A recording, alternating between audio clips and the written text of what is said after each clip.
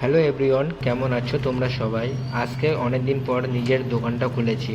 আর দোকান খুলেই কিন্তু আমি বাড়িতে যে অ্যাঙ্গেলগুলো ছিল বাড়ি হবার কারণে, তো সেই অ্যাঙ্গেলগুলো দোকানে নিয়ে এসে প্রথমে আমি কেটে নিয়েছি। কেটে নিয়ে এরকম টেক্সচার করে নিয়েছি, কারণ দোকানে আমি একটা র্যাক তৈরি করব।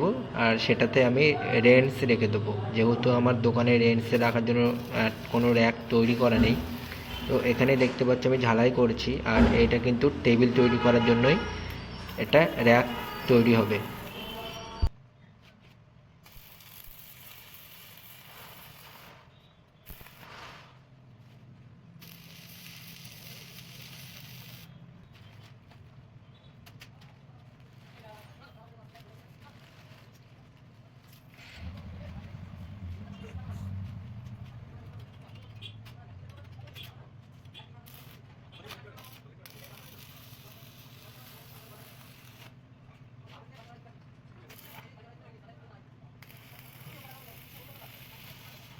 তো টেবিলটা যেটা হবে সেটা কাঠের টেবিলের সাথে দেখো আমি লাগিয়ে রেখে দিয়েছি। এই লোহার টেবিলটা আমি তৈরি করছি, এটাতে আমি রেঞ্চ রেখে দেবো।